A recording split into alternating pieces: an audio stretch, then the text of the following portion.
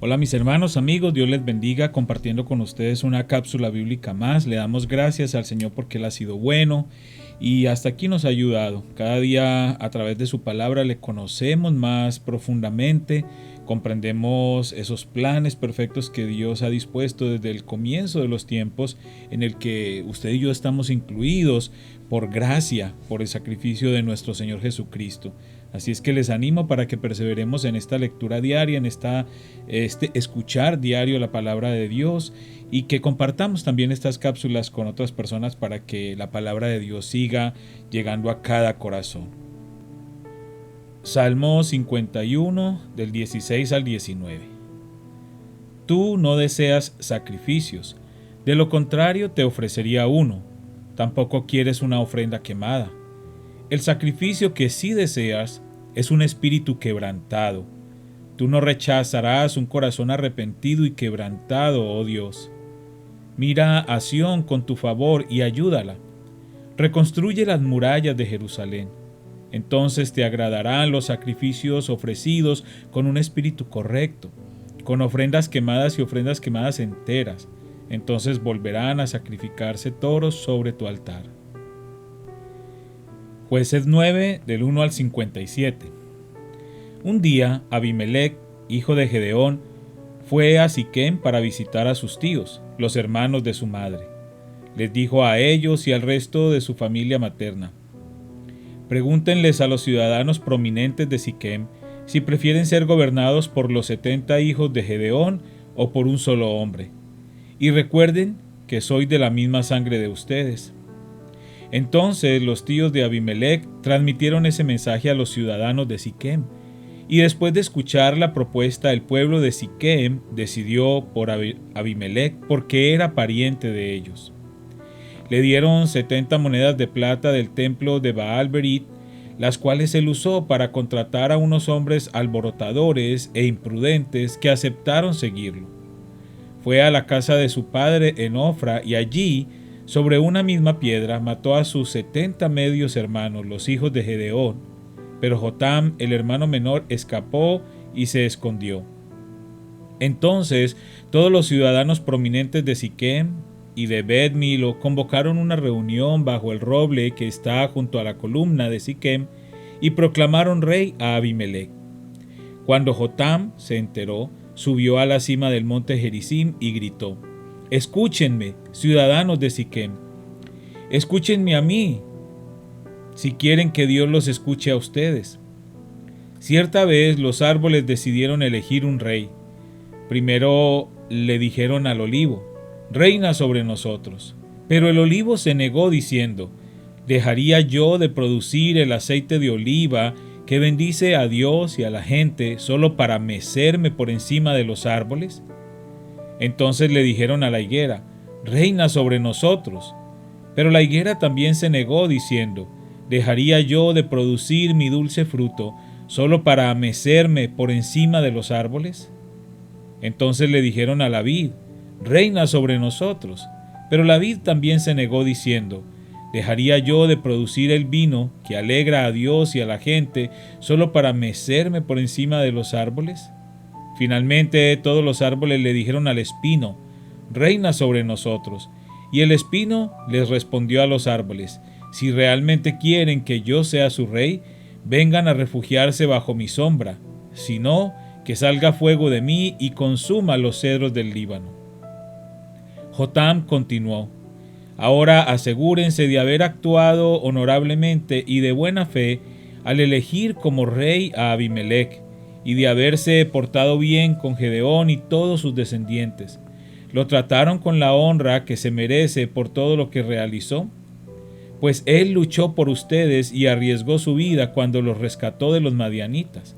Pero hoy ustedes se rebelaron contra mi padre y sus descendientes al matar a sus 70 hijos sobre una misma piedra, y escogieron a Abimelec, hijo de su esclava, para que sea rey de ustedes solo porque es su pariente. Si hoy han actuado honorablemente y de buena fe hacia Gedeón y sus descendientes, entonces que tengan alegría con Abimelec y que él tenga alegría con ustedes. Pero si no han actuado de buena fe, que salga fuego de Abimelec y consuma a los ciudadanos prominentes de Siquem y de Bet-Milo, y que salga fuego de los ciudadanos de Siquem y de Bet-Milo y consuma a Abimelec. Entonces Jotam huyó y se fue a vivir a Beer, porque le tenía miedo a su hermano Abimelec. 3 años después de que Abimelec comenzó a gobernar a Israel, Dios envió un espíritu que generó conflictos entre Abimelec y los ciudadanos prominentes de Siquem, quienes finalmente se rebelaron. Dios estaba castigando a Abimelec por haber asesinado a los 70 hijos de Gedeón y a los ciudadanos de Siquem por apoyarlo en esa traición de asesinar a sus hermanos. Los ciudadanos de Siquem le tendieron una emboscada a Abimelec en las cumbres de las colinas y robaban a todo el que pasara por allí. Pero alguien alertó a Abimelec acerca de la conspiración. Un día, Gaal, hijo de Ebed, se mudó a Siquem con sus hermanos y se ganó la confianza de los ciudadanos prominentes de Siquem. Durante el festival anual de la cosecha en Siquem, celebrado en el templo del dios local, hubo vino en abundancia y todos comenzaron a maldecir a Abimelec. ¿Quién es ese Abimelec?, gritó Gaal. No es un hijo legítimo de Siquem. Entonces, ¿por qué debemos ser sus siervos? Él no es más que un hijo de Gedeón, y ese Zebul solo es su ayudante. Sirvan a los verdaderos hijos de Amor, el fundador de Siquem. ¿Por qué tenemos que servir a Abimelec? Si yo fuera el encargado aquí, me desharía de Abimelec. Le diría, búscate unos soldados y sal a pelear. Pero cuando Zebul, el jefe de la ciudad, oyó lo que Gaal decía, se puso furioso. Le envió mensajeros a Abimelec, quien estaba en Aruma, para decirle, Gaal, hijo de Ebed, y sus hermanos se han mudado a Siquem y ahora están incitando a la ciudad a rebelarse contra ti. Ven con un ejército esta noche y escóndete en los campos. Por la mañana, a la salida del sol, ataca la ciudad. Cuando Gaal y los que lo acompañan salgan contra ti, podrás hacer con ellos lo que quieras. Entonces Abimelec y todos sus hombres fueron de noche, se dividieron en 4 grupos y se posicionaron alrededor de Siquem. Gaal estaba parado junto a las puertas de la ciudad cuando Abimelec y su ejército salieron de su escondite. Al verlos, Gaal le dijo a Zebul, «Mira, hay gente bajando de las cumbres. Parecen hombres, pero son nada más sombras reflejadas en las colinas», contestó Zebul.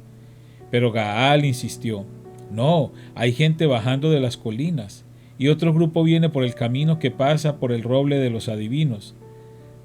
Entonces Zebul se volvió contra él y preguntó, «¿Y qué pasó con esa boca grande tuya que presume tanto? ¿Acaso no fuiste tú el que dijo, ¿quién es ese Abimelec y por qué debemos ser sus siervos? Te burlaste de esos hombres y ahora están en las afueras de la ciudad. Sal a pelear contra ellos».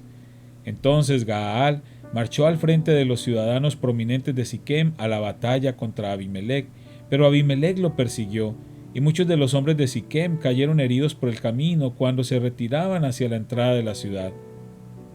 Entonces Abimelec regresó a Aruma y Zebul expulsó de Siquem a Gaal y a sus hermanos. Al día siguiente la gente de Siquem salió a los campos para pelear. Cuando Abimelec se enteró, dividió a sus hombres en 3 grupos y tendió una emboscada en los campos. Cuando vio que algunos hombres salían de la ciudad, él y su grupo saltaron de su escondite y los atacaron. Abimelec y sus hombres tomaron por asalto la puerta de la ciudad para impedir que los de Siquem volvieran a entrar, mientras los otros 2 grupos de Abimelec mataban a la gente en los campos. La batalla duró todo el día, hasta que finalmente Abimelec tomó la ciudad. Entonces mató a los habitantes, redujo la ciudad a escombros y esparció sal por todo el suelo.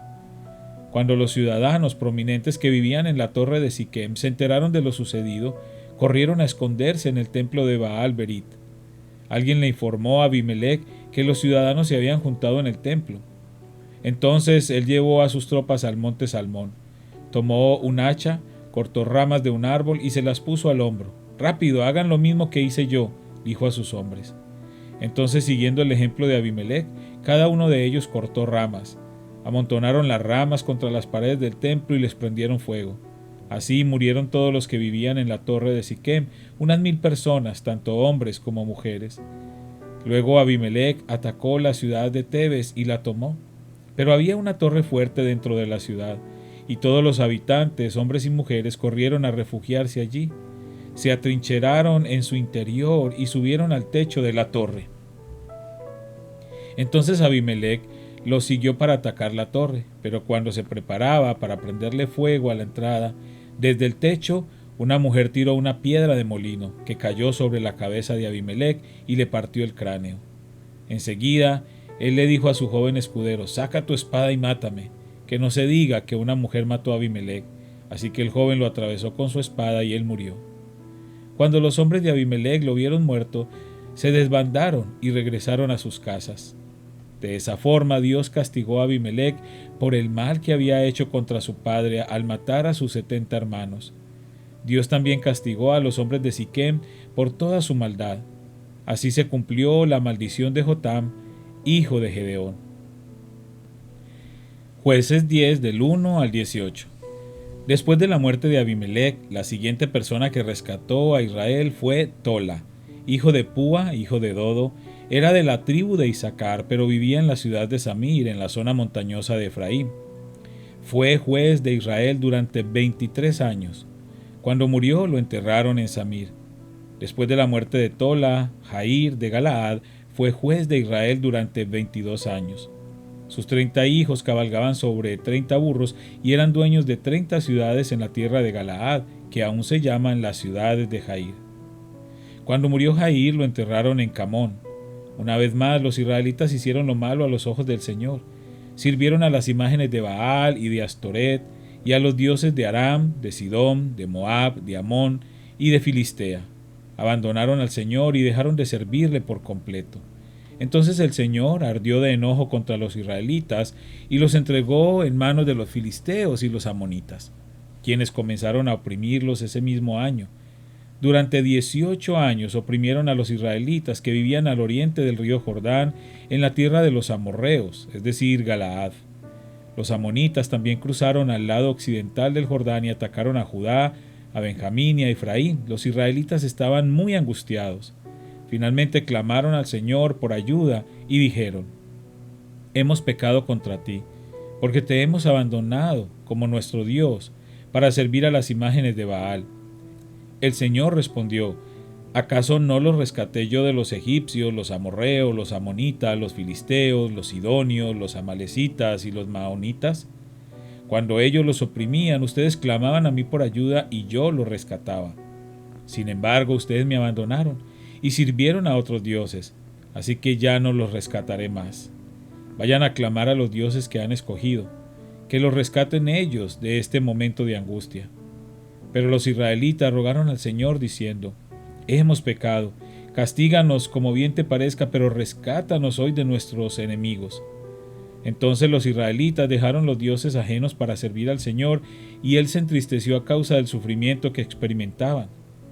En esa ocasión los ejércitos de Amón se habían juntado para la guerra y acampaban en Galaad, y el pueblo de Israel se congregó y acampó en Mizpa. Los líderes de Galaad se dijeron unos a otros: «El primero que ataque a los amonitas será proclamado gobernante de todo el pueblo de Galaad». Juan 21, del 1 al 25. Más tarde Jesús se apareció nuevamente a los discípulos junto al mar de Galilea. Este es el relato de lo que sucedió. Varios de sus discípulos se encontraban allí: Simón Pedro, Tomás, al que apodaban el gemelo, Natanael de Caná de Galilea, los hijos de Zebedeo y otros 2 discípulos. Simón Pedro dijo: «Me voy a pescar». «Nosotros también vamos», dijeron los demás. Así que salieron en la barca, pero no pescaron nada en toda la noche. Al amanecer Jesús apareció en la playa, pero los discípulos no podían ver quién era. Les preguntó: «Amigos, ¿pescaron algo?». «No», contestaron ellos. Entonces él dijo: «Echen la red a la derecha de la barca y tendrán pesca». Ellos lo hicieron y no podían sacar la red por la gran cantidad de peces que contenía. Entonces el discípulo a quien Jesús amaba le dijo a Pedro: «Es el Señor». Cuando Simón Pedro oyó que era el Señor, se puso la túnica, porque se la había quitado para trabajar.